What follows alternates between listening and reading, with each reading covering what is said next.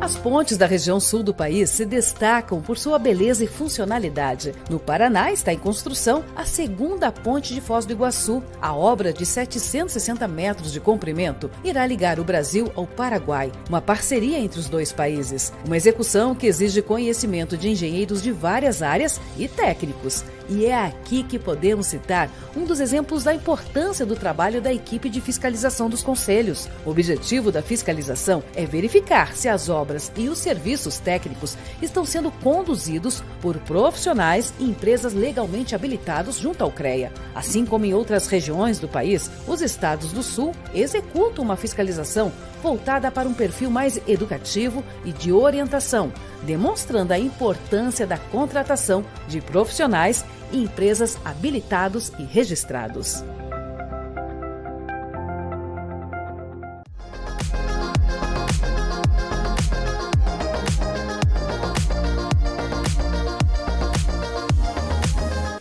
Engenheiros, arquitetos, planejando o futuro, concretizando sonhos.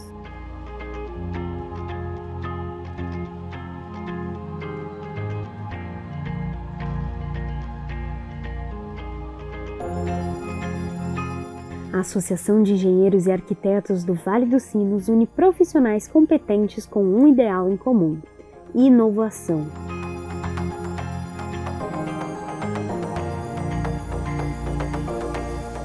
Um espaço focado na construção de novos projetos e na qualificação dos envolvidos, promovendo o associativismo, a cidadania, a ética e a sustentabilidade.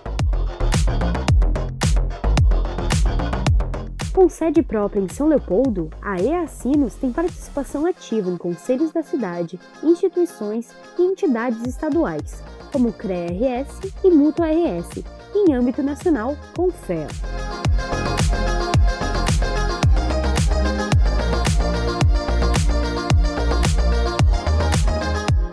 Cursos, viagens, palestras, eventos, confraternizações. Tudo em prol de construirmos juntos o nosso futuro.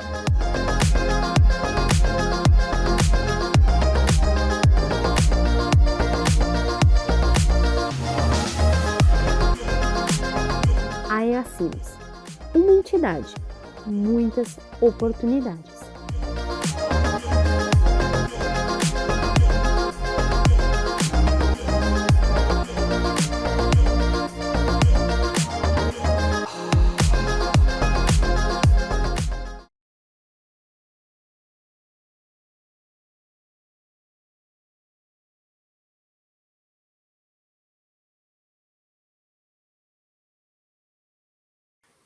Bom, isso significa o Elgio, meu querido amigo Elgio, falou que 30 anos trabalha na Digicom, né, Elgio?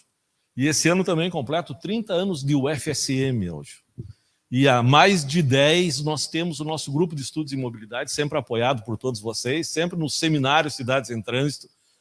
O Elgio reclamou que eu não trouxe um ônibus hoje, nós trazíamos um ônibus de alunos participando.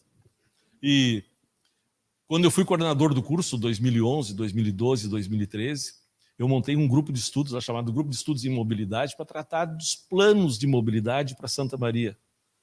Minha querida amiga Diva aí também participou, sempre participa lá das atividades de Santa Maria com o programa Vida no Trânsito. Inclusive, eu vou falar sobre o programa Vida no Trânsito, que nós temos uns dados bem importantes desse programa. E isso significa o quê? Significa nós termos um grupo que dá oportunidade para os alunos pensarem um pouco além de uma caixa chamada estruturas de construção civil, para dizer o seguinte: olha, existe mobilidade, existe trânsito. Fernanda lá da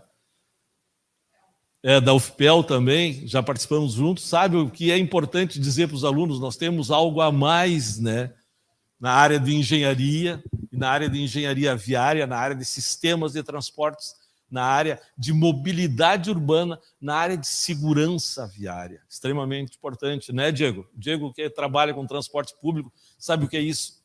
Nós estamos vivendo um momento crítico e sabemos que, de repente, o transporte público, há uma ideia de que acabe com o transporte público e não deve acabar. Eu queria dizer para vocês o seguinte: busquei algumas referências e me acompanhem um pouco nessa linha do tempo. 1991, lá, uma marqueteira americana chamada Faith Popcorn lançou algumas tendências na época, que não era muito comum nós termos isso, né? Existe aí 16 tendências, e eu chamei atenção para talvez o que eu considerei a principal delas, era SOS, Salve o Social. Proteger nosso planeta ameaçado de extinção, naquela época alguém já pensava nisso, né? E redescobrir a consciência social, baseado, é claro, numa mistura de ética, de educação, de compromisso, de realidade. E eu me lembro que outras coisas que ela falava, que quem seriam os ricos do futuro, João? Ela dizia o seguinte, seriam aqueles que iriam tratar da água, da energia e do lixo. E a gente sabe que isso realmente pode ser uma questão. Aí eu busquei algumas referências atuais, né? O mundo, em 2030, isso 2019, ninguém previa ainda essa pandemia. Não sei se alguém sabia, mas não, né? E expectativas muito sérias, mudanças demográficas. A ideia é, pré-pandemia, claro, estou falando, população mundial ia passar de 8,5 bilhões até 2030, muita gente, né? A IPTC está com o programa de educação lá sobre idoso, né? Idoso, pedestre. Nós vivemos o século do automóvel e esquecemos as pessoas, né? Hoje se fala muito sobre toda essa questão de acho que até o meu telefone está tocando, não sei como. Hoje se fala muito sobre essa questão de estrutura urbana e a gente esquece de que as pessoas devem viver. Tanto é que tem aí os famosos arquitetos falando sobre cidade para as pessoas, né?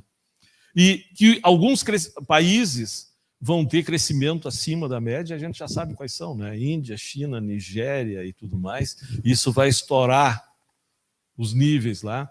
E uma das ideias que está prevista é de que cada vez mais a tendência é equilibrar e de que terá mais pessoas na chamada classe média do que na classe pobre. Não sei, né? E as necessidades são mais ou menos, digamos, de intersecção entre elas. Moradias. Nós temos que cada vez mais termos as nossas moradias, onde moramos, sustentável e eficiente. E planejamento urbano é uma necessidade muito premente cada vez mais, porque a gente esqueceu o planejamento urbano, né? E, né, João? Nós tínhamos uma época no Brasil o GEIPOT, nós tínhamos depois Secretaria Especial de Desenvolvimento Urbano, depois Ministério das Cidades, onde incluiu aí saneamento, energia, transporte, moradia, e vamos aos pulos, assim, né? Sem um programa contínuo que é extremamente necessário. E, claro, sempre a questão de alimentos. E chegamos na cidade, né? Urbanização, por favor. Nós vamos ter cada vez mais, e dizem que as pequenas e médias cidades são aquelas que mais vão crescer no mundo. Aí eu pego uma outra tendência, uma outra projeção, que mostra lá, ó, futuro da mobilidade. Temos lá a urbanização, ou seja, o usuário da cidade, o munícipe como usuário, como cliente da cidade, e o futuro da infraestrutura. Infraestrutura, minha gente, eu vou falar muito depois ainda sobre a infraestrutura, sobre a necessidade que nós temos. O Lúcio mostra um mundo assim fantástico na frente. Eu sempre me entusiasmo quando vejo isso, né? Num mundo possível, num mundo da ficção. O Elgio fala de inovação tecnológica, isso. E esses meus cabelos ao vento aqui, que eu não ando de moto, ainda me agarram no chão e me dizem o seguinte: tá, tudo bem, nós temos uma perspectiva, graças ao bom Deus, uma perspectiva imensa de um mundo tecnológico fantástico à frente, mas nós esquecemos de fazer o básico de agora. Isso é um problema. E daí, o futuro da mobilidade está lá. Ó. Nós temos que tratar mais a chamada micromobilidade, acessibilidade. E nós estamos começando a pensar, meu querido amigo Fernando Liner, satisfação, nós temos que cada vez mais pensar nisso em termos dos chamados transportes ativos, dos não motorizados, entende? Dar prioridade urbana para isso. Eu sei que, quando a gente pensa nisso, e eu também penso, né? Carros conectados, mas quanto tempo nós vamos ter esses carros conectados né, Lúcio? numa corrente de tráfego, assim, um não batendo no outro, porque estão conectados, mantém distância segura e tudo mais. Mesmo que a gente tenha uma grande maioria, sempre vai ter um chevelho no meio aí que vai dar problema, né? A questão dos veículos elétricos e a infraestrutura. Eu digo uma coisa para vocês. Eu estou lá num grupo de estudos de Santa Maria, minhas queridas colegas lá, professor Alzenir, professor Luciane, um grupo de estudos de carros elétricos, e minha gente, nós teremos mudanças, vem aí, é claro, e talvez as mudanças venham mais rápido do que a gente pensa. Minha querida esposa Ini, que está aqui, que me acompanha, é uma grande alegria, ela sempre me disse, a pandemia acelerou 10 anos tudo. E eu acho que sim, eu acho que realmente passou. A gente teve uma evolução muito rápida, tanto é que há pouco falava com o meu querido amigo Albano, o professor Johnny aqui, né, nosso ícone da engenharia de tráfego aí, e muitas vezes ele deu palestra online para nós, e agora estou pedindo para ele dar uma palestra online de novo, não vou levar ele a Santa Maria nesse frio, né? Então nós mudamos muito. O veículo elétrico, não é, Fernando? Vem aí o veículo elétrico, mas não é para todos. E quanto tempo nós vamos ter até que seja isso aí, um veículo elétrico compartilhado, uma grande revolução de tudo? Está acontecendo, está acontecendo. Mas não é uma coisa assim que será supremacia ou dominante no mundo, né? A economia compartilhada. E aí vou dizer uma coisa para vocês, me chamou muita atenção, e há algum tempo já pensei nisso. Aquele item lá chamado mobilidade da terceira dimensão. Eu não estou falando nada fantasmagórico para vocês. A terceira dimensão é a dimensão aérea, né? A Embraer já está em estudo com o Reino Unido lá de fazer uns drones, uns aviões, umas unidades aéreas. Nós vamos sair do chão, né? O chão, a gente sabe que o chão é limitado, né? Se o chão é limitado, o espaço é ilimitado.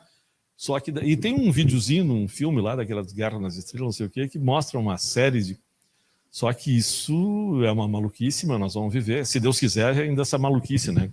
E, claro, aí a questão de mobilidade integrada dos diferentes sistemas, nós temos os modos de sistemas integrados possíveis, e claro que um futuro, como é que nós vamos tratar fretes, cargas? Fernando lá, um exímio lá do Plano Diretor de Mobilidade e dos estudos de impacto viário, né, Fernando? Como é que a gente trata dessa questão cada vez mais séria? Porque o espaço urbano é limitado, minha gente. Nós não temos como dar... Se nós pudéssemos dar espaço para tudo e para todos, ótimo. Sobrava. Santa Maria, que a gente está sempre lá, minhas meninas, nós temos... E eu vou falar de Santa Maria depois, nós temos uma superestrutura viária lá na Avenida Rio Branco, depois nós chegamos a Venâncio Aires, depois ali tem uma trincheira que passa para acampamento, nós passamos de 33 metros de caixa viária para 8,90. Não tenho como botar a gente nesse negócio, né? Eu tenho que daí, a mudança se dá, e isso já há muito tempo se tem visto, a mudança se dá de uma mudança não só na qualificação da infraestrutura, mas no controle da operação. Principalmente na questão do planejamento urbano. Toca lá, meu amigo. Bom, aí nós temos o nosso planeta urbano e que nós temos os grandes desafios que eu penso que são como é que nós vamos estabelecer melhoria das condições de vida, ao menos na média para todos, né? Por favor. E é claro que hoje, se uma vez a gente não pensava nisso, e eu ainda sou meio dos engenheiros antigos, tu imagina se eu estou fechando meus 30 anos lá de professor da universidade, eu tenho mais algumas pegadas não ecológicas atrás disso aí, abrindo, construindo e arranca, faz. Hoje não se faz mais nada sem nós termos uma visão de meio ambiente, porque esse é o patrimônio básico da vida humana. Algumas perspectivas falam lá de que esse século XXI nós vamos sofrendo, já sofremos impactos aí, sofremos impacto da pandemia, sofremos impacto da guerra, né? Esses impactos com as referências econômico, ambiental e social, e nós passamos aí, próximo a 2010, antes diziam que era 2007, mas agora algumas estimativas dizem, nós passamos do mundo ser rural para o mundo ser urbano. O Brasil passou já há muito tempo disso, todos sabem. Temos um Brasil hoje, provavelmente esse censo desse ano vai mostrar lá que a gente ultrapassou 90% da questão urbana. E aí as estimativas da ONU dizem o seguinte: quem que vai crescer no mundo? Olha lá, ó. Em 1990, as cidades chamadas cidades regionais e médias não cresciam tanto. Agora é elas que vão crescer, as chamadas cidades menores, as chamadas cidades regionais, as chamadas micrometrópoles, que na Europa estão lá entre 500 mil e 5 milhões. Aqui no Brasil, nós não temos isso. Quando a gente pensa em Brasil, e eu digo isso muito para meus alunos, quando a gente pensa em Brasil, nós estamos pensando em 5.570 municípios. Quando nós pensamos em Rio Grande do Sul, nós estamos pensando em 497 municípios.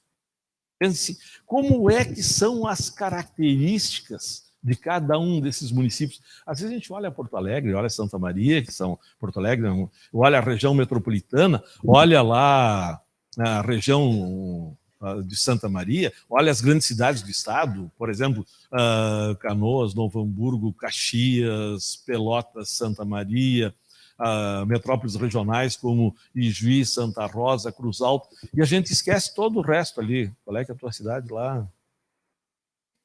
Sede Nova. E existe. Quantos mil habitantes tem? 3 mil. Estou fazendo propaganda lá, a futura prefeita lá da Sede Nova. Que infraestrutura nós estamos pensando e criando para essas cidades? As cidades vão crescer, minha gente. Vai ter desenvolvimento? Eu quero crer que sim. Por favor. Porque, quer queira ou não, nós vamos continuar tendo gente, bastante gente. E graças ao bom Deus, sim, não seremos dizimados, né? Por favor. Aí nós criamos, ou nós pensamos, ou nós temos que enxergar quais são os nossos principais desafios. Está lá, ó, que eu penso, é claro, salvo o melhor juízo dos senhores. População. Como é que nós vamos para a população que nós temos, para a população que virá, que crescerá? Como é que nós iremos dar a chamada sustentabilidade, condição e qualidade de vida necessária, mínima para isso? Sustentabilidade. E o que nós estamos fazendo em infraestrutura? Já pensaram? Não precisa mais que 10, 15 segundos para nos dar conta que a gente não está fazendo. A gente está só tapando buraco, né? A gente não está fazendo, não está criando nada novo. Por quê? Com o que nós temos, com a infraestrutura que nós disponibilizamos para a cidade, com o que nós estamos fazendo, nós estamos limitando o potencial de desenvolvimento, inclusive econômico, das cidades. Se nós pensarmos, essa semana eu tive lá com um querido meu aluno, que hoje é engenheiro do DAER, o Jader, está lá me buscando para nós temos menos de 50, não sei precisamente, municípios no estado do Rio Grande do Sul, que a sede do município não tem acesso asfáltico. O que significa isso? Aquilo lá, ó. Limitar potencial de atividade. Tá? Bom, e com isso é claro que nessa questão de nós deixarmos isso a desejar, nós estamos criando uma ausência, uma limitada condição de serviços básicos, de espaços públicos. Vocês já pensaram? Hoje, é claro que muitos de vocês, não é que nos falta espaço, mas nos falta, quem sabe, vontade. Todo mundo tem um cachorrinho, né? O Fernando tem um cachorrão lá, né, Fernando? Fernando, tu já pensou tu limitar teu cachorro? Tu tem que ter espaço para ele. É impossível ele viver. E nós nos limitamos. Querem ver o seguinte? Pense no Código de Obras lá. Eu digo isso às vezes, o pessoal... Pense no Código de Obras. Não sei o Código de Obras de Porto Alegre, não me lembro. Mas qual é o tamanho mínimo que tu pode ter um quarto? Provavelmente seja, se tu tiver mais de um quarto numa habitação, você permite que o quarto tenha 8 metros quadrados. E qual é o tamanho da garagem mínima, né? Então, aí você vê quem dá preferência para a coisa, né? Por favor. Botei essa aí porque essa é comum, né? Todos já devem ter visto, né? Nós estimulamos a venda de carros, claro. O governo estimula, porque o governo ganha dinheiro com isso. É retorno de imposto, é coisa e tal. Agora, essa discussão que nós temos aí, que vira uma discussão política, infelizmente, mas que nós devíamos discutir a questão fundamental, a questão do custo do combustível, de valor da gasolina e coisa e tal. Eu me lembro que lá, alguns anos atrás, eu até estava no Congresso debatendo sobre a questão da CID. Todo mundo sabe o que é a CID, né? Nem todo mundo sabe, porque o nome é Contribuição da Intervenção do Domínio Econômico. Eu nem sei ainda se existe, deve existir, né? Que era para ser um colchão do custo do combustível, quer dizer, era para ser uma taxa que nós investíssemos em transporte público e virou um colchão do internacional do combustível. Por favor. E nós temos alguns itens para nós tratarmos sobre esses desafios. Mobilidade urbana. Qual que é a capacidade que nós damos para o nosso sistema? Qual é a ocupação viária que nós temos? Quais os modos de transporte nós devemos privilegiar? Eu penso que sempre os transportes ativos, por favor. No ambiente urbano, claro, nós temos que tratar, né, Lúcio, qualidade do ar. Não botei o ar aqui, nós temos que tratar. É a poluição, é o ar, é o lixo, saneamento, abastecimento de água, recolhimento desse lixo, tratamento desse lixo, aqueles R's lá, reciclar, reduzir e assim por diante, por favor. Bom, ocupação territorial. Ocupação territorial. Olha só, se vocês pensarem em Copacabana, tem quantos lá? Não sei quantos mil habitantes por quilômetro quadrado. É uma das maiores ocupações territoriais do mundo, de alta densidade. Quanto lá tem Florianópolis também, né? Porque é limitada geograficamente, né? Mas onde tu tem a casa ali no Campeche, né? No Rio Tavares, ali tu enxerga o mar à vontade, não tem problema.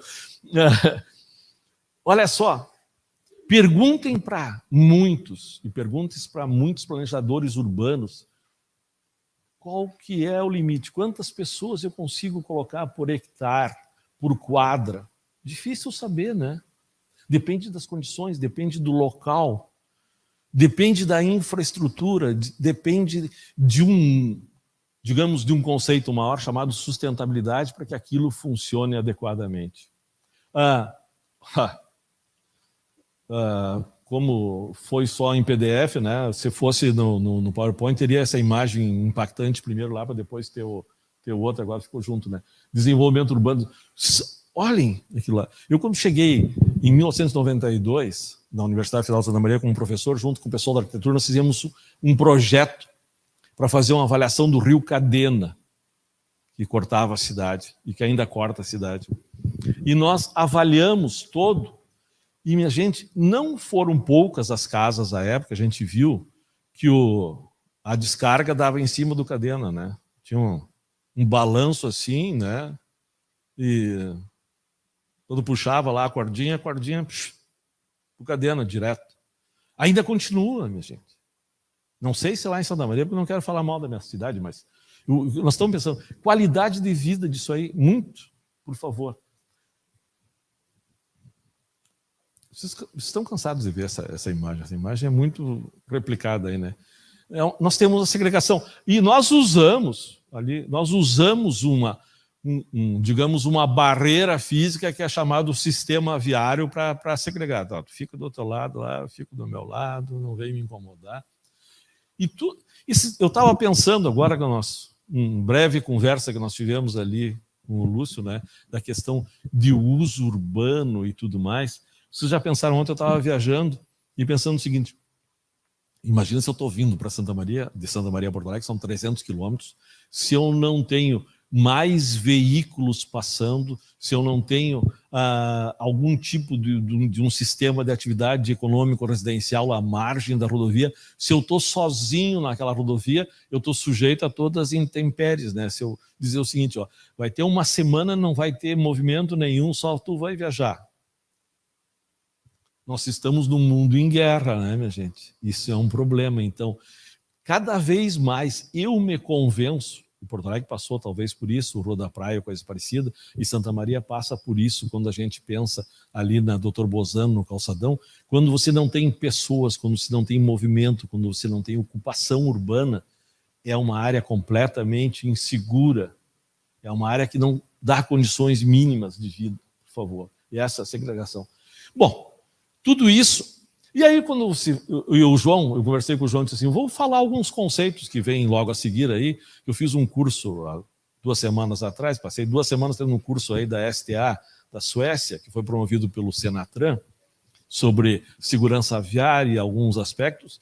E aí a gente comentava, eles diziam, quando a gente falava algum aspecto aqui do Brasil, coisa parecida, e os engenheiros lá da Suécia diziam, quando a gente falava, por exemplo, vou me lembrar de um deles agora, quando a gente falava em travessia de uma faixa de circulação com muito movimento, dizia, bota uma travessia elevada e coisa e tal. A gente sabe que não funciona aqui, né? Por uma questão, por quê? Por insegurança pública. Ninguém quer subir, né? A faixa. Os caras correm por baixo. Eu me lembro quando eu fiz minha pós no Rio, lá, nós fizemos uma vez um levantamento, e o levantamento mostrou que o maior índice de atropelamento se dava embaixo das travessias de pedestres. Bom, se já colocaram aquela travessia ali, era porque aquela travessia evidenciava ser um local de passagem de pedestre. Bom, se evidenciava ser um local de passagem de pedestre, as pessoas queriam passar por ali, mas não queriam passar por cima.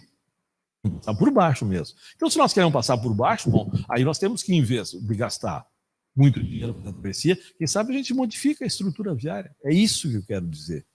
Às vezes as soluções são mais simples, por favor. Espaços públicos. Como é difícil, confesso para vocês, após aí 30 e poucos anos no exercício da engenharia, a gente se dá conta, né? O pessoal da fiscalização, a IPTC é um grande exemplo, um dos melhores exemplos nacionais de fiscalização, de trânsito, de organização e de tudo mais. Mas no exercício da engenharia, a gente pensa o seguinte, a gente quer construir, quer fazer espaço. E claro, é obra viária, é nossa, é da nossa competência, né? E a gente não se dá conta da importância de nós termos espaços viários qualificados, apropriados, adequados e seguros para as pessoas. Já se deram conta disso? Se a gente não tem isso, se a gente não tem esses espaços viários adequados, seguros, não adianta passar o ônibus lá, né, Diego? O cara tem que pular para fora do ônibus e tem que saltar do ônibus. Eu me lembro que eu fui secretário na Santa Maria, uma grande experiência de vida, e 2 anos secretário, para a gente não querer mais isso, né? Mas para a gente ficar muito feliz por ter tido a oportunidade de poder, ao menos em um determinado limite de tempo, contribuído, e passar o resto da vida depois querendo contribuir mais, disposto, provocado para fazer parte de algumas soluções, né? Eu me lembro que tinha lá, perto da Vila do Carmo, lá dizia o seguinte, nós estávamos fazendo uma reprogramação lá de paradas de ônibus. Eu, secretário, não dá para deixar a parada aqui, porque se eu parar o ônibus aqui muito longe da casa que ela mora, ela vai descer ali e não sei se ela vai chegar bem em casa, né? Então, quando a gente pensa em planejamento urbano, quando a gente pensa em planejamento da operação, né, Fernando?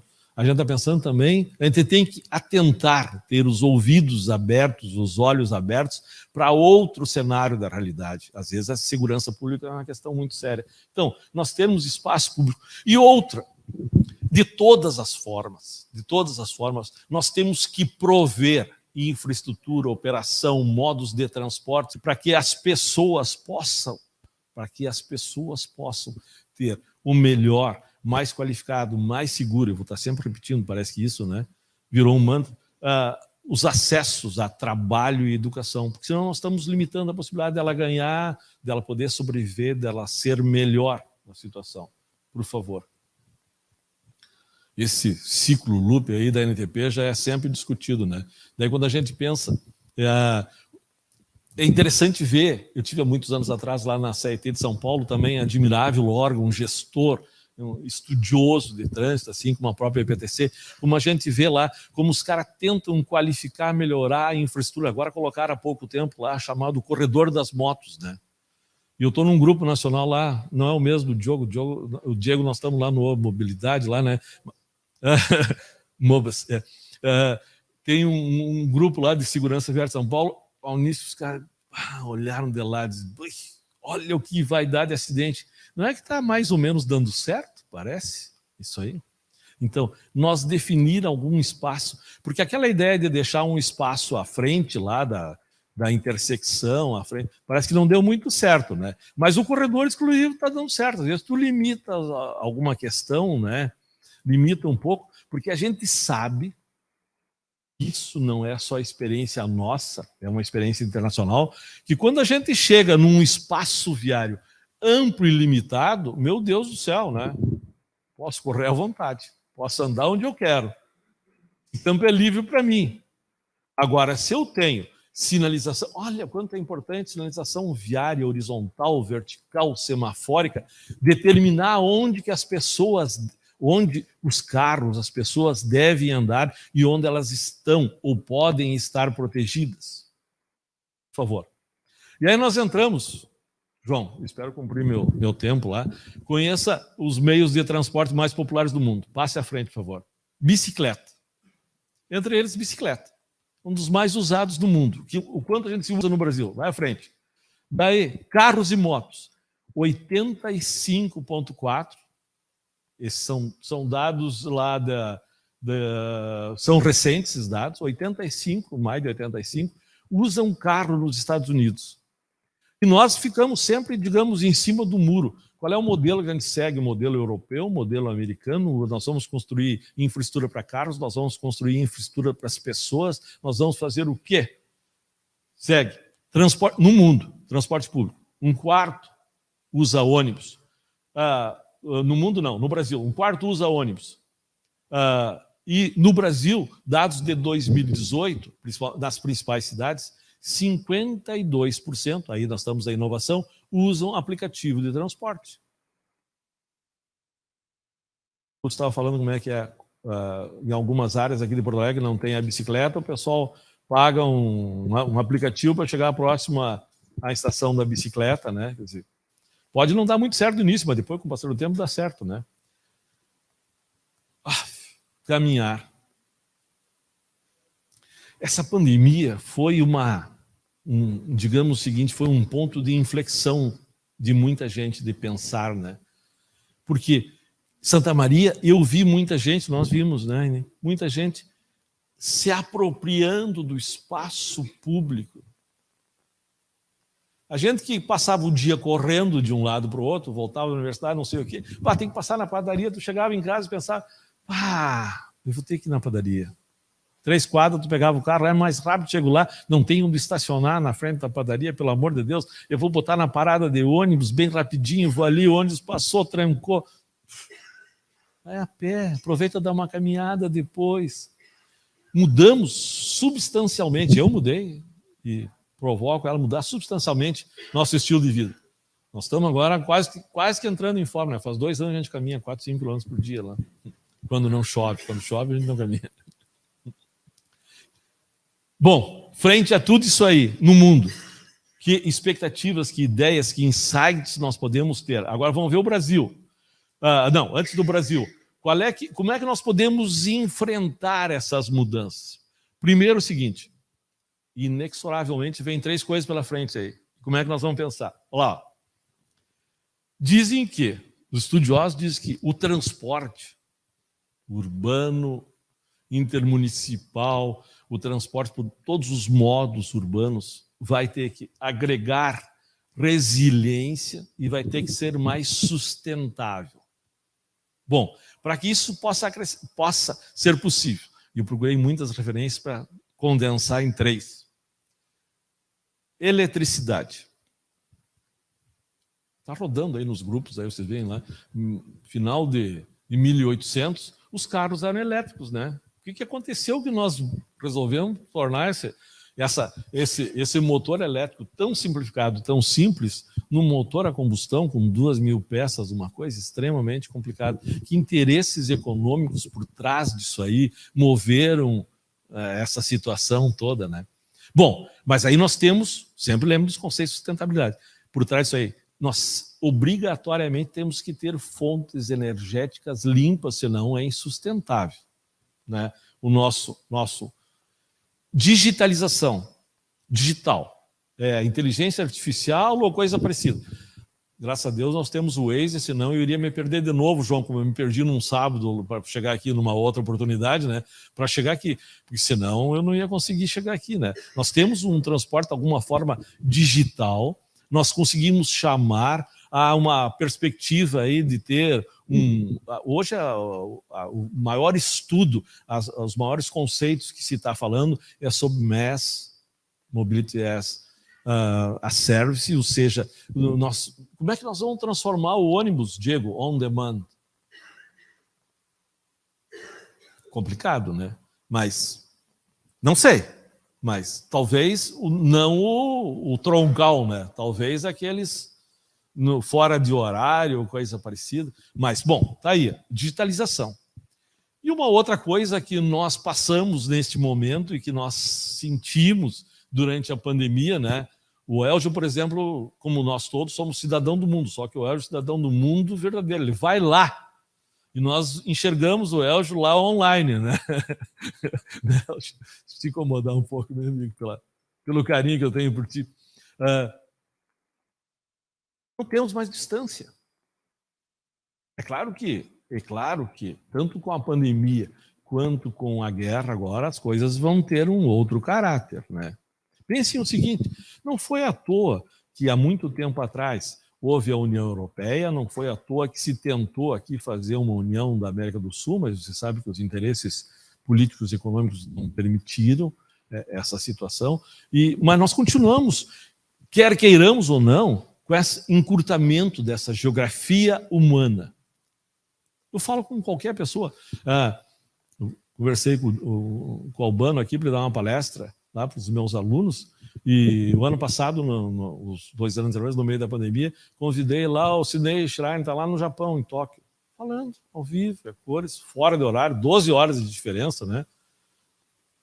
Tranquilo, a geografia humana está encurtada. E nós vamos ter que saber tratar para isso aí, porque uma coisa é o seguinte, já falavam muito, né? É pensar globalmente e agir localmente. Só que agir localmente é aquilo lá, nós criarmos infraestrutura para caminhada, ciclismo, transporte público, nós temos espaços logísticos urbanos, corredores de transportes. A gente sai caminhar lá em Santa Maria, e tem um espaço ali em frente ao Colégio Coração de Maria, em que, seguido, ela me puxa, né? Eu quero olhar para ver os carros assim. De uma faixa vira 2 e vira 3 faixas em frente ao colégio, onde passa muita gente, crianças, professores e tudo mais. Claro que a entrada e saída é para o outro lado, mas ali passa muita gente. E tem que haver uma concordância horizontal ali que não há da curva, e os caras passam andando ali a mais de 60 km por hora. Cara, nós temos aí estudos de sobra mostrando que qualquer atropelamento acima de 30 km por hora, até 30 km por hora, que já não é pouco, né? Pensa andando a 30 km por hora. Até 30 km por hora, probabilidade de óbito lá, 10%. Agora dobra essa velocidade, e não é incomum nós vermos muitos carros andando a essa velocidade de 60. Tchau. Pode sobreviver, mas vai sobreviver muito feio, né? Então, nos espaços urbanos, a ONU está recomendando 50 km por hora. Outras recomendações dizem 30 km por hora, onde tem muita gente, diminui a velocidade. Traffic calming, diminui a velocidade. Por favor, próximo. Só para termos uma ideia, e isso não se faz do dia para a noite. Nós não conseguimos, nós tivemos dificuldades em nos convencer técnicos para isso. Nós temos uma maior dificuldade ainda, nós, se estivermos realmente doutrinados e convencidos, a convencer nossos gestores, né? E lá, ó, as mudanças se dão entre 1971 e 2020, isso 50 anos, minha gente. Não é pouco, mas mudou. Vai tocando aí. Ó, o que fizeram lá? Amsterdã, bicicleta, toca mais uma. Estacionamento subterrâneo, infraestrutura, toca mais. Ó, faixas exclusivas para bicicletas, toca mais uma. Semáforos exclusivos para bicicleta. Vai ficar disponível isso aí. escadarias e rampas adaptadas para bicicleta. Bom, dá uma seguradinha. O que aconteceu agora nesse tempo? Paris. Ó, velocidade de Paris limitada a 30 km por hora. E se nós começarmos a enxergar... Quando a gente pensa o seguinte, quando é que eu vou... Agora é muito difícil, né? Porque agora todo mundo quer ficar longe, né? Nós temos lá um distanciamento sanitário das pessoas, né? Como é que nós vamos botar um monte de gente nos ônibus? Porque os ônibus andam super carregados, né? É essa dificuldade. Com licença.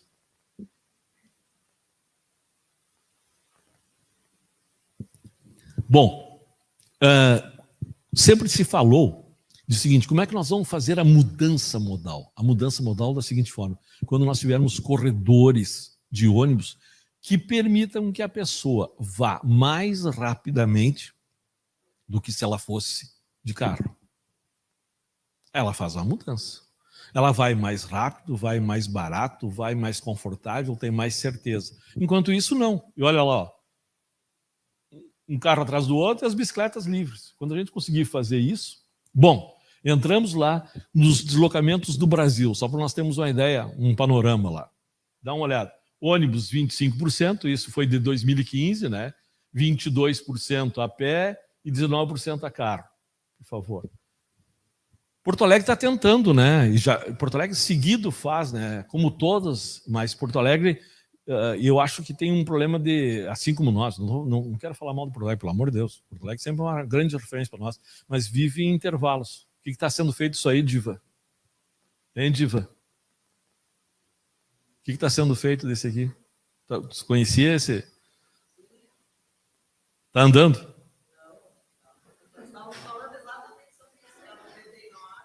É. Saiu fora, né? Saiu fora. Pois é, a gente perde essas continuidades. Por favor, uma possibilidade. São Paulo está sempre trabalhando, né? Tratando de o que faz velocidade, trabalha em área e tudo, por favor. O próximo. E aí nós entramos na ocupação viária, o que é um espaço, né, de 20 bicicletas. O Fernando sabe bem disso, né? Então, repetindo coisas aqui. Por favor. E daí, em 2013, tem uma outra pesquisa lá. O que é os meios de transportes mais utilizados no Brasil? Ônibus, a pé, carro, bicicleta, moto, metrô, trem, táxi. Deixa eu ver se tinha. Volta ali um pouquinho, por favor. Tá, olha só. Os meios de transportes mais utilizados no Brasil. Eu quero fazer uma pergunta para vocês. Estamos em aula. Esses são os meios de transporte mais utilizados no Brasil. Ônibus, a pé, carro, bicicleta. Para quem nós construímos infraestrutura? Obrigado. Siga em frente, por favor. Qual o meio de transportes mais usado no Brasil? Por favor. Automóvel é o segundo meio de transporte mais utilizado. Siga em frente, por favor.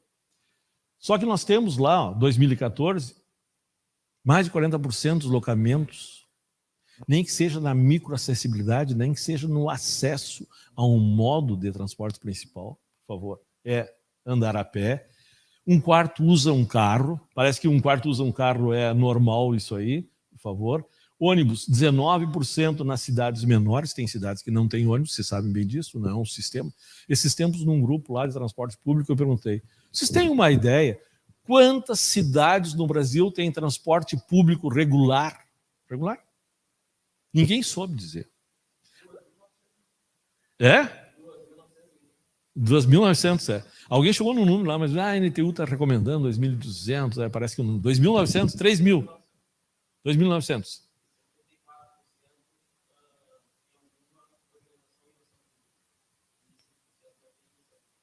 Pois é, ótimo saber esses dados, tá aí, ó. Precisamos de mais gente sabendo isso. Mas só que a gente sabe que nas cidades menores tem pouco ônibus, nas cidades maiores é obrigatório ter ônibus. Por quê? Até por uma... Não é uma disfunção, mas porque morar mais longe é mais barato, é mais fácil, mais factível, e a gente sabe disso. Siga em frente, por favor. Volta ali que só quero comentar uma coisa. Moto, né? Moto, todo mundo está usando moto, ainda nós não tornamos asiáticas as nossas cidades, né, onde tudo é moto, mas é um problema, não para quem usa, mas é um problema de segurança viária muito sério, por favor. Metrô e trem. O metrô, Todo mundo diz, o metrô é a saída, sim, mas eu também acho. Por que Porto Alegre não tem? Tem um metrô leve de superfície, aí, tipo o Transurb, né? Mas além de separar a cidade, para uma cidade descontínua com a existência dele, né, é um sistema super caro, caríssimo, quase que com problemas seríssimos de funcionalidade, né? Uma vez, há muitos anos atrás, alguém me disse, Santa Maria está atrasada e coisa e tal, por que não bota um metrô do centro para a universidade? A 250 milhões do quilômetro, né? 11 quilômetros do centro até lá. Vocês imaginam quanto tempo de vida uns 500 anos de investimento. Então, não dá, não serve para tudo. Bicicleta. Nós não temos infraestrutura, minha gente. Nós não temos infraestrutura. Esse é um problema. Bom, tá lá, Código de Trânsito. O João sabe como ninguém Código de Trânsito. O trânsito é compartilhado. Pode andar de bicicleta junto com o carro, coisa e tal, mas eu, se tivesse uma bicicleta, eu botava uma redoma de faiscante de vidro ao redor dela, né? Meu filho tem bicicleta, mas ainda bem que não está usando muito, né? Porque ele está lá em Tupã, engenheiro da prefeitura de Tupã, lá, fazendo uma revolução na cidade. Eu sempre provoco muito ele para fazer lá, né? Fez algumas ciclovias, está bem encaminhado, eu acho isso ótimo. Siga em frente, por favor. Aí nós voltamos a uns desafios que, ao meu ver, são permanentes, os desafios das cidades e dos meios urbanos lá, ó. Ocupação do sistema viário urbano, para quem nós construímos infraestrutura, quem nós privilegiamos nisso aí. E a questão de fluidez e tempo de viagem, né? Porque se nós queremos dar fluidez, está lá. Aumenta a capacidade e tempo de viagem. E segurança viária. Hoje nós temos um acréscimo, Deus queira que nós tenhamos vencido isso aí, mas tem picos e sobrepicos aí, da segurança sanitária agora, que ainda não está debelado essa questão. Por favor. A ocupação do sistema, a gente sabe quem que a gente deve privilegiar, né? Tá aí. Quem transporta mais pessoas por unidade, por questão. Por favor, mais uma. O Henrique Penalosa, lá quando começou essa revolução lá, ele usou essa imagem que para mim é muito significativa, né? E diz o seguinte, la cidade de poucos, la ciudad de muchos e a cidade de todos, né? Bom, nós temos que pensar em toda a cidade, evidentemente. Não construir infraestrutura só para o que a gente já concordou aqui sobre o qual estamos construindo. A gente sabe, tecnicamente sabe, quais que são os modos de transportes mais eficientes e melhores, aqueles os quais se deve investir. Isso é um acordo tácito, a gente já sabe qual que é, por favor. O uso do espaço, vou repetir essa aí, por favor, siga em frente. E falando em fluidez, tempo de viagem, está lá, ó. Isso é recente esses dados, em 2019 e outro ali também, ó. 127 minutos diários no trânsito, aqui a maioria é engenheiro. Quanto tempo dá isso aí, Nante? Tem uma tabelinha lá que mostra o seguinte, tu gasta 3 horas por dia, né, no trânsito, isso significa não sei quantos dias por semana, ou seja, aquele mês de férias que a gente tanto quer no final do ano, a gente perdeu no trânsito, durante os outros 11 meses. Então, na verdade, a gente tem 10 meses de vida só, né, por ano. Por favor. Cara, estamos chegando perto lá da brincadeira. O João já está...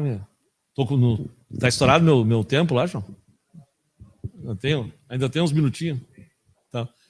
Segurança viária. Quando a gente pensa, e eu me entristeço, verdade? 10 minutos, ótimo. É uma vida. Quando a gente pensa que nós estamos vivendo uma guerra, o que me impressionou, no início me impressionou. Eu sou comentarista lá da Rádio CDN Santa Maria, uma vez por semana eu faço um comentário. Vou mandar de vez em quando para vocês lá, não mando, porque senão fica muito chato, né? E na Rádio UniFM. E eu sempre fazia 2 comentários distintos, agora estou querendo fazer os 2 mais aproximados. Senão eu incomodo muito a Eni, fica quieta, não bata aí as coisas que eu estou fazendo no comentário. Mas eu fiquei muito tempo comentando sobre a guerra, porque me impressionou demais essa guerra. Parece uma coisa tão fora de um tempo que a gente pensa como viável, como factível da humanidade, nós entramos numa guerra que pode ter até uma segunda, uma terceira guerra mundial absurdamente nessa questão, né? Só que a gente vive uma guerra o dia todo o tempo, aí no trânsito, né? A gente vive essa guerra. O pessoal da EPTC sabe lá. É assustadora a guerra. Os caras parecem loucos. E diminuiu, estatisticamente, né, porque é uma coisa que não se pode considerar a existência de um óbito no trânsito, e esse foi a principal mensagem que eu tive nessas 2 semanas de curso lá, a proposta da Suécia, associada ali com Noruega, com Dinamarca, aqueles Países Baixos, é o seguinte, 0 mortes no trânsito. Eu me impressionei com eles porque eles estão realmente decididos a isso. 0 mortes no trânsito não quer dizer 0 acidentes. Já vamos começar a limpar a área. Quer dizer 0 mortes. Quer dizer o seguinte, nós somos falíveis, nós cometemos erros, nós uma hora ou outra nós vamos fazer uma besteira. Isso é certo.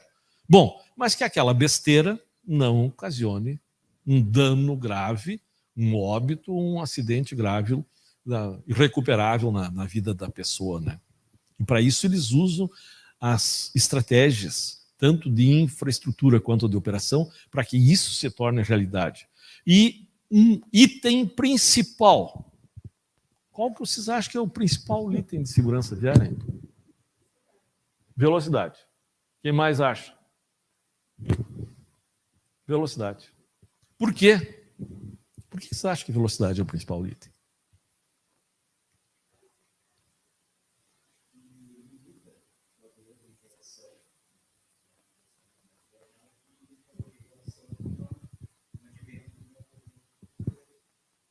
Perfeito. Não, todas as respostas que vocês estão pensando, estão falando e falem, são válidas. E ele usou um argumento que o pessoal lá da Suécia usa um argumento que me parece extremamente válido. Diz o seguinte, pensa no que o melhor corredor humano, assim, esse cara que corre, aqueles atléticos que correm, quantos quilômetros por hora ele corria no início do século? Galera, assim, ó, 30 km por hora. 20, 30, sei lá. Tá, passou 100 anos. Quanto o melhor corredor consegue correr? Se aumentou 2, 3, 4, 5 km por hora, é muita coisa, né? Só se o cara botou uma coisa bem forte lá, né? Tomou uma cachaça forte lá, conseguiu correr um pouco mais. E o carro, hein? O carro que estava andando 20, 30 km por hora anda 200 fácil agora, né? Só que o carro investiu em carapaça, tecnologia, numa infraestrutura, como é que é? Uma cápsula lá e... Enquanto nós não criarmos um exoesqueleto que nos permita sofrer um impacto e sair ileso disso aí, a velocidade continua sendo o nosso principal limitante. Humano, por favor. O que eu queria falar, não contrariamente, mas dizer o seguinte, que às vezes a gente pensa muito na inovação, na tecnologia, no desenvolvimento, e a gente não pensa nas coisas básicas. Eu peguei esse exemplo aqui que me chamou muita atenção. Segurança de pedestres. Como a engenharia e o planejamento podem ajudar. Por favor. Isso aqui é um dado lá em Vancouver, no Canadá, e quando morre uma pessoa, para tudo, né? Na Suécia também para tudo. Vai ver o que aconteceu. Não pense que nem aqui a gente diz, tchau, muito obrigado, a benção. Não, para tudo. Mulher atingida em 4 de novembro, marca a 9ª morte de pedestre esse ano em Vancouver. Quantos morreram de pedestres esse ano aqui em Porto Alegre? Hein? O PTC tem esse dado?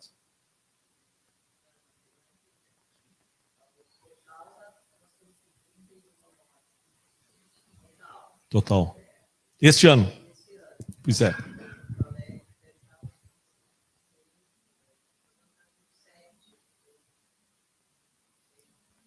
Olha lá, morreu. Então, o que ele disse na análise lá do engenheiro?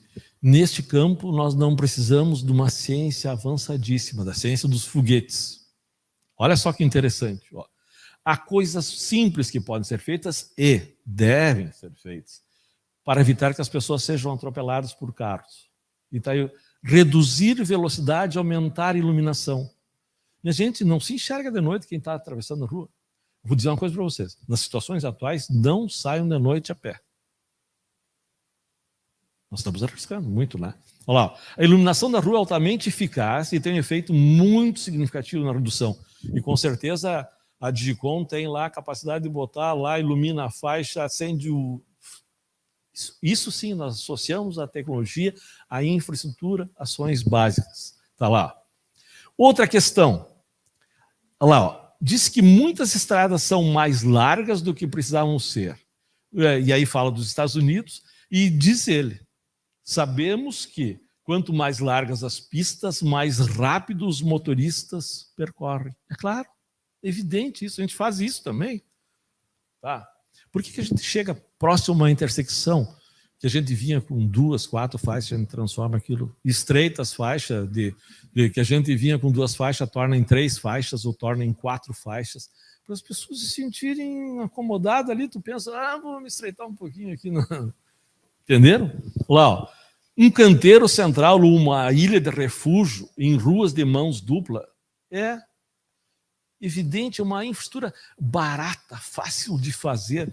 Dessa travessia de pedestre que tem ali, que eu digo para vocês, em que a gente vê os carros voando, tem 3 faixas de tráfego num sentido, daí você pula 60 centímetros de um canteirinho central, aqui assim, que às vezes tem que se equilibrar ali naquele canteirinho, de acordo com o vento de um carro ou outro, passa um caminhão, outro equilíbrio. 60 centímetros, gente. Não, pelo amor de Deus. Entenderam? Essa questão lá. Refúgio, por favor. Radares de velocidade, condução distraída. E não é nenhuma novidade, né? Hoje nós andamos com o celular na mão, felizmente. É infração de trânsito, o Waze também, né? Eu sei, eu vi uma história dessa, mas se não, o Waze nos salva, né? Ao menos devia ser, se não conversar com o lado também é complicado, né? Tem todo aquele problema de você falar o telefone, de eu falar o telefone, a gente sabe, e eu tenho feito isso, tenho falado o seguinte, o mais expert possível aí, vocês que estão, as meninas mais novas que são sempre rápidas no celular aí, quanto tempo você demora para responder uma mensagem aí? 10, 12 segundos. Se não, mais. É menos?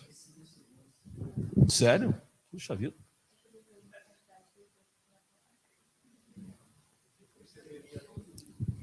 Mas digamos que seja 10 segundos. Você andando a 60 km por hora, você andou aí um bom trecho, você provavelmente passou de uma quadra para outra, você atravessou 2, 3 faixas de pedestre, 2, 3 semáforos, sem você ter a mínima noção do mundo ao redor.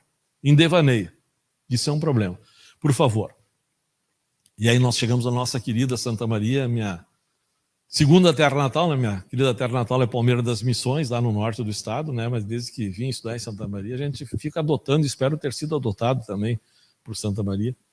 Está lá, ó, coração do Rio Grande, no centro do estado do Rio Grande do Sul.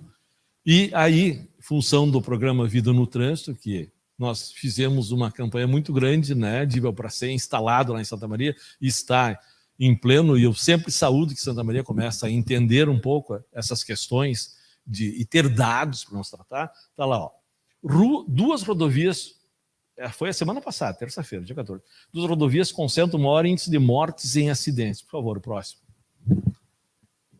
BR-158 e 392 são as que mais registram mortes por acidentes. E daí vocês chegam lá, a situação de 30, 50, 26. 76 mortes no âmbito urbano de Santa Maria nos últimos 3 anos. Nos últimos 3 anos, quer dizer o seguinte, ó, olha lá, ó, 2019, pré-pandemia, entrando na pandemia, 2020 no auge da pandemia, 2021 ainda em pré-pandemia, nós continuamos feito loucos, saindo na rua armados. 30 mortes. Numa cidade como Santa Maria, numa cidade se aproximando dos 300 mil habitantes. Minha gente, Nós não estou falando mal de Santa Maria, mas estou usando como exemplo, porque os números são públicos, é uma taxa altíssima. E dessas mortes, 18 mortes são nas rodovias e 12 mortes são urbanas, nas vias urbanas. Toca mais uma ali, por favor. Atropelamento é a principal causa de morte. 9 pedestres, sério. Como sempre me provocam lá, vejam o meu comentário aqui nessa reportagem do Diário de Santa Maria. Por favor, toca mais uma ali. Vou ler para vocês. Para que o trânsito se torne mais seguro, é fundamental investir em ações voltadas tanto a veículos, se eu não digo veículos, o cara vão dizer, esse cara é louco, fora da realidade, tanto a veículos quanto aos pedestres. E aí eu esclareço, enquanto as estratégias de infraestrutura viária forem voltadas somente aos veículos, o cenário da mobilidade urbana seguirá mais hostil aos pedestres. E é isso que nós criamos nossas cidades. Não podemos continuar assim. Chegou o ponto de mudarmos. E nós, técnicos, vocês formadores de opiniões, têm que estar cada vez mais convencidos disso. Meus alunos têm que estar convencidos disso. Têm que estar brigando, falando, replicando. Nós temos que dizer aos outros desta importância. Vítimas por tipo de via. Está lá, ó. 2021, o roxinho, né, estadual, o amarelo é municipal. Ou seja, o estadual e federal, as vias estaduais e federais têm mais ou menos a mesma quantidade, o municipal está acima das vias. Por favor. Acidente por natureza, está lá. Atropelamento, minha gente. Atropelamento, depois, segundo, se não me engano, é colisão lateral.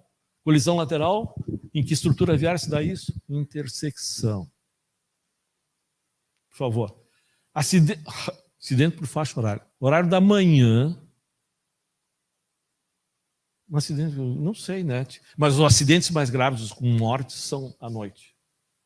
Vítimas por participação. É claro, está lá, ó.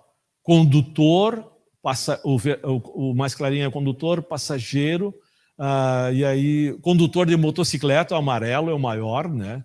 E depois pedestre. E claro que o pessoal mais do sexo masculino são os mais atingidos, porque normalmente são os que mais participam e estão no trânsito. Por favor, mais uma.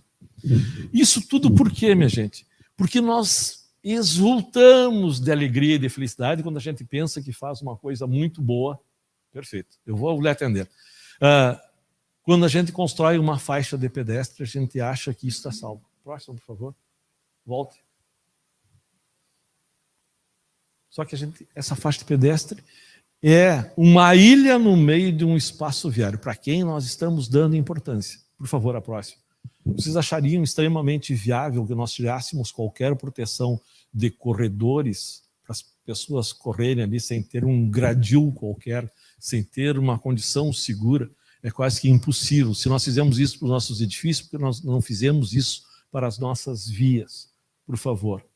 E aí, neste curso, ficou muito claro a questão de tratar a questão urbana com redução da velocidade e com infraestrutura viária segura. Se eu pudesse dizer 2 pontos deste curso aí da Suécia, é o seguinte. Primeiro, velocidade baixa. Reduz velocidade, principalmente no trecho urbano. E eles não deixam ter vias em sentidos contrários sem ter alguma limitação física intermediária. Pronto. Tipo New Jersey, tipo Cordão, todos têm. Bom, e aí vem sempre aquele problema. Nem todas as vias são vias duplicadas, vias expressas, com 2 faixas em cada sentido, coisa parecida. Bom, quando não faz isso, eles têm um conceito chamado 2+1, a via 2+1, que é, de tempos em tempos, eles dão uma faixa a mais para te fazer a travessia para um carro menor, ou coisa parecida, mas aquele tempo ali é um tempo curto e dizer o seguinte, ó, tu entrou para cá, fez e já volta para o teu tráfego normal.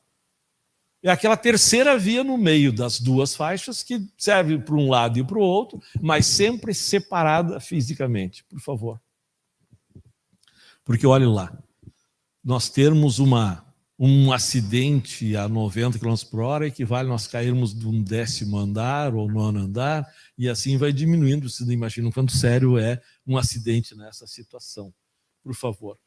E as velocidades, eu nem sei se poderia estar... Nunca pedi permissão para eles, né? Mas eles recomendaram aqui coisas, por exemplo, ó, 80 km por hora é o limite de um acidente grave fatal em que todos morrem, frontal, colisão frontal, 40 km por hora do pedestre, mas dadas as condições do carro e da infraestrutura dele, que nosso nem é parecido, né?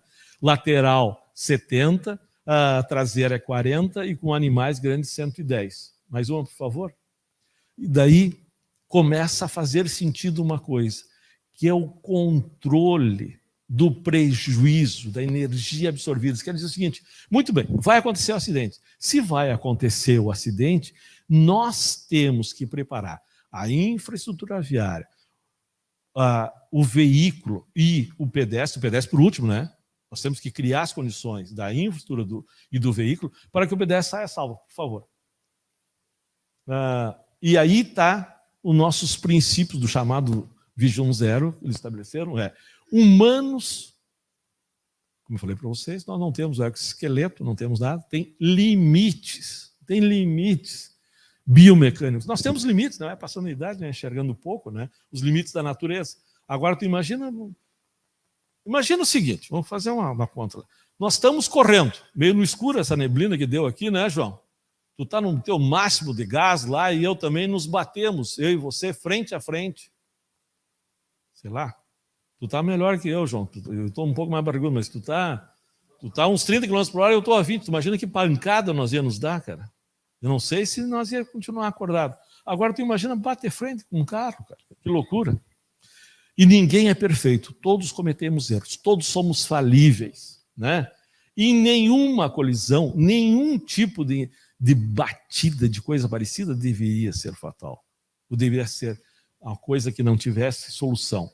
E o sistema de transporte viário precisa absorver os erros. Nós temos aí um projeto, eu sou do Observatório de Segurança Viária, nós participamos de um projeto junto com o Senatran, na época, o Denatran, Ministério, chamado Rodovias que Perdoam. Isso é um processo longo, nós temos que melhorar a capacidade das rodovias contratadas terem sempre situações para que o controle da energia de impacto, no caso de uma colisão, por favor. E eu quero dizer para vocês o seguinte, que nós sempre buscamos, e não vamos deixar de buscar porque é da nossa natureza humana, nós buscarmos desenvolvimento, e o desenvolvimento que seja inclusivo, que seja sustentável e que seja o quanto mais possível permanente, né? Mas, minha gente, meus queridos, o nosso maior bem, com a graça de Deus, é a vida. E é isso é o que nós temos que sempre privilegiar. Muitíssimo, muitíssimo obrigado. Obrigado, João.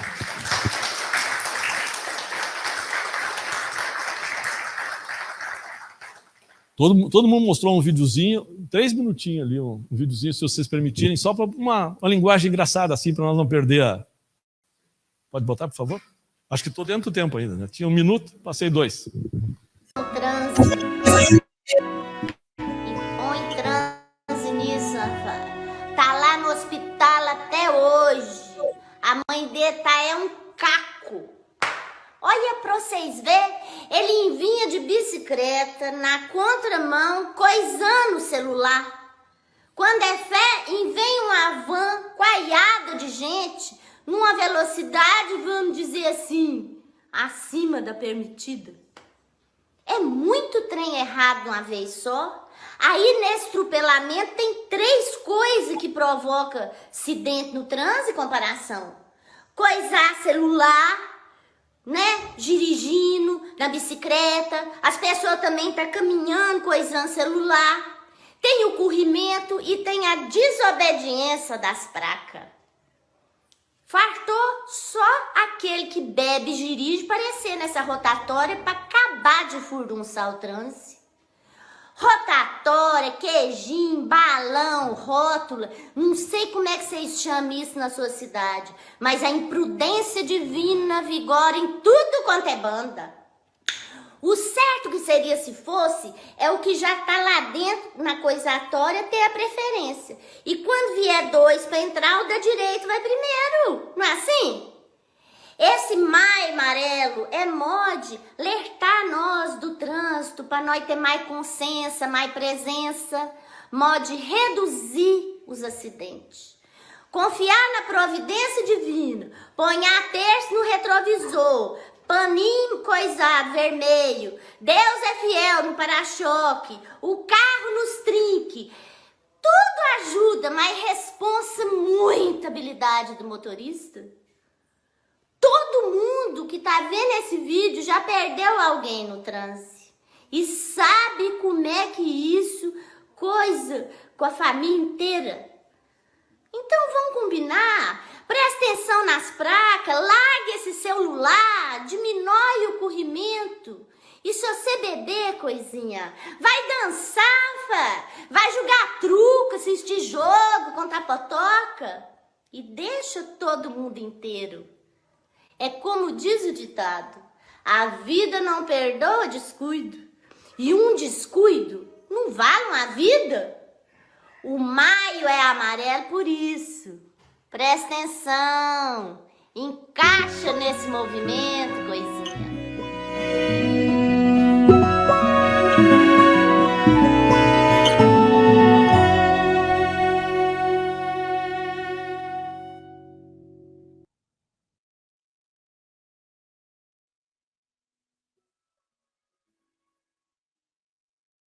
Eu quis colocar isso porque nós recentemente acabamos aí o movimento nacional, né, internacional, agora chamado Movimento Maio Amarelo, e que é um movimento coordenado pelo Observatório Nacional e que tenta dar esta ideia para todos, para a gestão pública. E eu quero dizer uma coisa para vocês agora, 30 segundos, dizer o seguinte: eu tenho meu filho, 32 anos agora, vai fazer, vocês todos ou têm filhos, ou têm irmãos mais novos, sobrinhos, ou coisa parecida. Né, Fernando? E a maior, a felicidade, trigêmeos lá, né, Fernando? A maior felicidade tu vê no início da vida deles, eles ganharem aquela liberdade de poder subir, andar. E nós esquecemos esse nosso movimento natural, que é ser pedestre, que nós temos essa nossa capacidade. É a primeira coisa que a pessoa quer fazer, que ela se sente responsável, é que ela se sente livre, ela está andando, está de pé. E tenho certeza, de todos nós, é a última coisa que a gente quer deixar de fazer. Portanto, vamos respeitar. Obrigado.